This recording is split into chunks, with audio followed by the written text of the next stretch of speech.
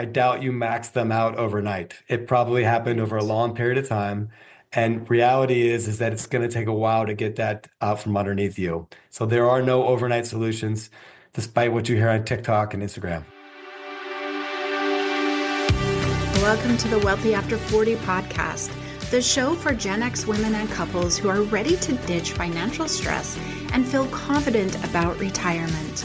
I'm your host, Daylene Higgins, financial and retirement coach, helping Gen Xers master their money and create a personalized retirement plan so they can stop spinning their wheels and step boldly into their dream retirement. If you're feeling behind, don't worry. Continue listening to this podcast, as well as be sure to grab your free guide, 5 Must-Do Steps to Start Retirement Planning Now, at elevatefinances.us/must-do. And remember, let's make retirement possible together. If you're over 45 and feeling unsure about whether you're on track for retirement, I'd love to help. I offer a free Confidence Kickstart call where we look at where you are, where you want to go, and what to focus on next. No pressure, just clarity. Grab your spot at elevatefinances.us/kickstart and let's chat about what retirement can look like for you. Hey, Drew, welcome to the podcast. Excited to chat with you today. A little music in here, a little personal finance. Can you share with listeners a little bit about who you are and how you've come to be a certified financial planner? Yeah, thanks, Daleen, for having me today. I am a 20 plus year veteran in the financial services industry. I started out in 2003 after the tech bubble kind of exploded. I'd done an internship when I was still in school at Merrill Lynch, and I saw this slow motion train wreck happening. And then when I got out into the business because I wanted to do it, it was very difficult to start talking about people with finances and get reinvested again. I got 5 years in and I thought I got my 10,000 hours of expertise. And I thought I knew a little bit. And then in '08, '09, the bottom falls out again. I realized I didn't know what I was doing. I've committed since then to never stop learning or always keep learning, no matter what, and no matter what headlines you have there. But fast forward to now, I'm an independent CFP, so certified financial planner. I work primarily with a lot of blue collar Americans that work hard and need help with their money. I help them make decisions based off that. And I just got done launching my very first book, which is called Hip Hop X Finance. And it's using something that's very public, like music and celebrities, with something that's very private, which is money.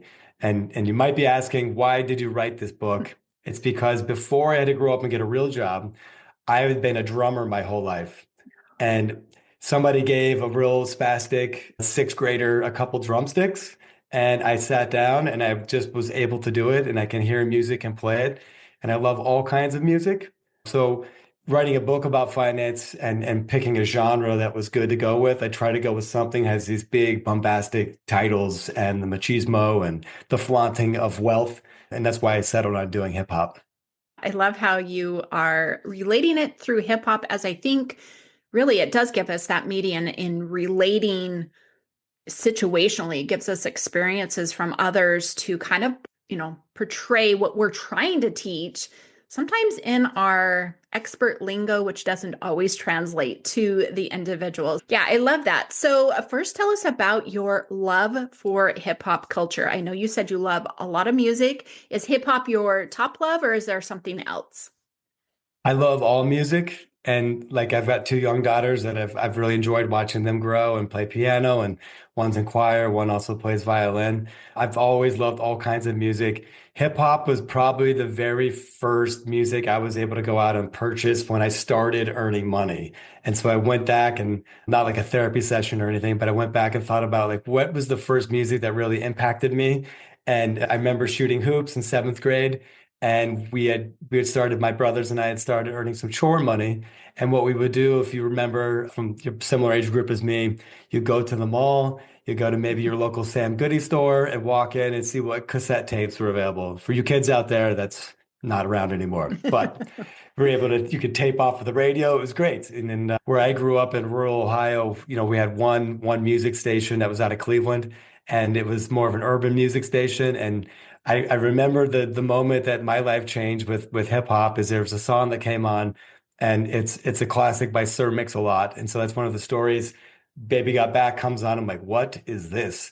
And I went that day to the mall and I purchased this. And my parents' number one rule, I lived in a pretty conservative household, is that if you buy something that we don't approve of, it will be seized and destroyed. And they kept their word. But I write about that in the book where my mom puts the cassette tape in and you hear like, oh my God, Becca, look at her. And then her face goes nuclear and then it gets popped out and it got smashed when I got home. Love hearing all kinds of other people's stories about similar things. So cassette tapes were easy to destroy, weren't they? I mean, Oh, leave yes. them in a hot car and just step on them. And remember, the tape would come unwound. You'd have to find a pencil or a pen to scroll it back in. And wow, crazy, crazy. The dual Or cassette tapes so you could make copies of copies. Yes. yes, yes, exactly. Or did you ever tape because it broke? The actual tape broke, so you had to tape it back together, and then you'd Oh, play it yes. back, and it'd go, because it was no music there. So good The good old times. days. So tell us about your book and share with us one of your favorite stories in there. Man, this really sounds like something I need to read. Yeah, I hope you do. Check it out. It's on Amazon. It's called Hip Hop X Finance. And I was going to say that we've gotten to something where when I was going to the mall, I was looking at the parental advisory stickers. So on the book, I made sure that I've got this because I'm Ah. including some lyrics in here to help tell the story through selected rap lyrics that are in there. But it's interesting to me too to see how we've gone against something that was a no, no, no, like we got to get rid of this, where you have people now like Dr. Dre, who's able to put his name on the side of a university with money from that he's been able to create from Beats. These aren't Beats, but similar headphones. That's probably my favorite story in the book. And to tie in with cassette tapes, because when I was just going to college is when Napster was created, if anybody still Mhm. remembers that. And it really put the music industry into a complete tailspin about how do you make money now if it's not going to be from records. Ended up being, touring revenues. But Napster gets out there, they try to buckle down that. And a company called Apple, who's now one of the largest in the world, comes out and figures out if we sell things for 99 cents, it's not too much. So it's something that people would pay for a single. And we need to develop a hardware to be able to hold it. And so the original iPod, if people remember back, held like 1,000 songs. It had 10 hours of battery life. And it was this big thing before the iPhone came out. And that's kind of how a company figured out how to repackage music again. But what the problem was is they came with really cheap $1 earplugs that came in with it. And so Dre was on the record of being quoted saying, well, it's bad enough that they're stealing our music. Now they lose the feel of the music because coming from him, West Coast hip hop that was out there, it was really bass heavy. And so you don't get that in these little cheap earplugs. The story starts there. The genesis of the most successful hip hop product to date is Beats by Dre. And so he's solving a problem creating a solution for a problem that he had. And it was a very pop culture thing to be able to go do it. And so the genesis of the story is it starts with Napster. He's also at the same time persuaded by a sneaker company to possibly do a sneaker line. And the actual chapter in the book is called Speakers, Not Sneakers. And a partner that he knew to reach out to, Jimmy Iovine, had told him, you don't know sneakers, you know speakers, you know sound, you're the producer. So let's do this and solve the problem for it. And it's really amazing evolution of how they didn't trust sound engineers. They would invite in other artists to put them on. And they were playing 50 Cent's Monster first hit into club. And so they were getting artist feedback. And by involving all these other people into the team, that when they actually came out with Beats, the artists that had tried them out started wearing them. And then you see in our celebrity obsessed culture, oh, they're at Beats on, I should wear Beats too. And it's really interesting how that goes out. And at the end of the day, they end up bought out by Apple, who they were solving the problem for $3.2 billion. And you can read it and check it out for what happened. But they lowered it by point 0.2, which doesn't seem like much, but that's $200 million. And then they end up selling the company to Apple for $3 billion. Wow. So Wow. amazing. Yeah. I love how you shared the story and that they found a problem, identified a problem, and then found a solution. How can we learn from that with our personal finances? So one of the quotes in the book, and I think it's Benjamin Franklin, is that an investment in education pays the best dividends, or invest in what you know. So don't try to go running after the current theme of whatever is now. Like AI is very hot. And I think energy is becoming a heated up sector. A lot of the times you can just do what the great John Vogel said. He was the founder of Vanguard. He said, don't look for the needle in the haystack, buy the haystack. So index investing, you don't really have to do all these exciting things to try to get ahead and build wealth. You can do the boring things over and over, and it actually adds up over a long period of time. And it's also a lot less risky. But just solving a problem first is a great way to start that. If you can make yourself more valuable to earn more money and then to save, that's a great situation to go into. Yeah, I like that. You also mentioned that hip hop got you through some of your own personal financial struggles. Can you share with us about that? Yeah, music's always been there for me. You can be alone and still be able to turn on the record player.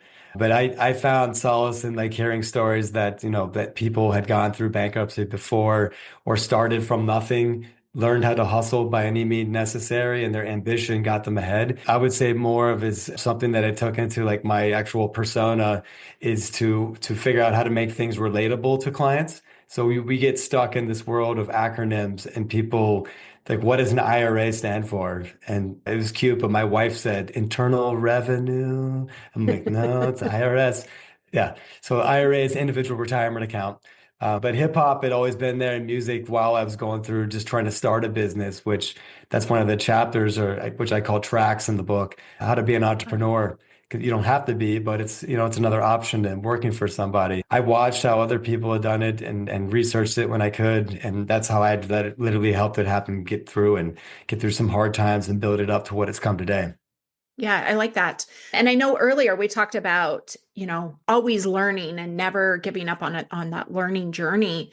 And when I was on my financial journey, that's exactly what I did. And I share with, in previous episodes how pick a topic, dive into it, learn what you can, fix what you need to, then move on. Like it is a rinse and repeat. And so, yeah, I love that. So tell us a little bit about your learning journey, just so people understand better about how they're supposed to learn or ways they can learn.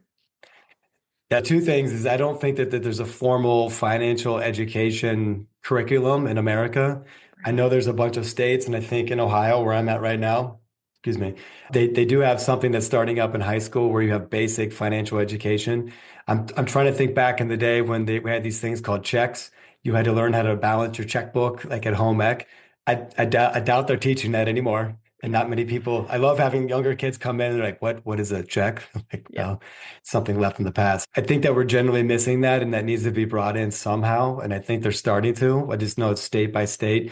For my education, I was lucky enough to have parents that, were not divorced in the 80s because that's really when things went 50-50. And my parents, my dad was a veterinarian and my mom was a teacher. Education was a big thing in our house. Not a lot of emotions, but education for sure. But my dad being an entrepreneur, owning his business and he had a partner, we were always taught to work hard and we were modeled how to be an entrepreneur. That always spoke to me. But I literally had to figure out all the other blanks. The one story in the book is when I graduated college, I'd walked out and my parents had given me a card, we're out of the Horseshoe here in Columbus.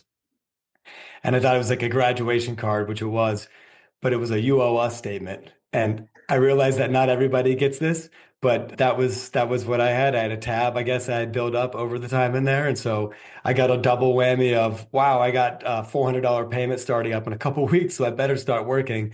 And a couple of weeks after that, because I graduated college from OSU, they must have had some kind of arrangement with Discover Card. And they mailed me a check with this limit on it that is more money than I'd ever made my entire college career. It was like a $20,000 credit limit. And I didn't do anything fun with that. They would start mailing you out these checks in the mail. And when I was in the process of building this current business, and when lean times come, which is part of an entrepreneur, you're not having a steady paycheck coming in. I was using some of these cash back things there and there, or the checks to cash, to pay for rent and utilities. And, got me in a lot of trouble after a few years just trying to get my own business off the ground. And that's a lesson I don't ever want to repeat. And so I'm trying to share a lot of this in the book to help other people. I was debt free when I was 18. And by the time I was 25, I was on debt row is what I put on here for Debt Row Records. I was on debt row with over $100,000 that I owed in 7 years. And just because I didn't know any better. And I hope that this is something that can bridge the gap and share my story with other people so that it doesn't happen to them. Yeah, and I think that progress, regardless of the ending balance, right, is very, very common. I think we have to kind of fumble to figure out the way unless we actually had somebody really demonstrate to us all of the things. And so, what advice would you give to somebody who finds himself in that situation, regardless of age? How can they pull themselves out of that? Warren Buffett quote, who's generally accepted as the GOAT of investing, the greatest of all time, just had his news thing come out over the weekend, his newsletter's annual one for Berkshire Hathaway. He says about debt or any kind of situation that's negative is like when you find yourself in a hole, stop digging. There's some reason why you're where you're at right now. There might be some situations where you've done retail therapy or you're doing something to not deal with the problem. And in my current work here, a lot of it starts with having the dreaded B word, which is the budget. You really need to get under control what's coming in and what's going out. If you have a bunch of debt that you owe, there's some strategies that you can do where you can perhaps try to renegotiate it or get a payment plan that's a little bit better. If you have a mortgage, it's like refinancing a mortgage essentially when you can. If you can get a lower rate, you do it. If you can make the term a little bit longer, your payments will be lower. So there's multiple strategies that certified financial planners like myself can help someone that's starting here get to here. And it's different for everybody, but that's the general point is to stop digging if you're in problems and seeing what you can do to start slowly working your way out. Just like credit cards, I doubt you max them out overnight. It probably happened over a long period of time. And reality is that it's going to take a while to get that out from underneath you. So there are no overnight solutions, despite what you hear on TikTok and Instagram.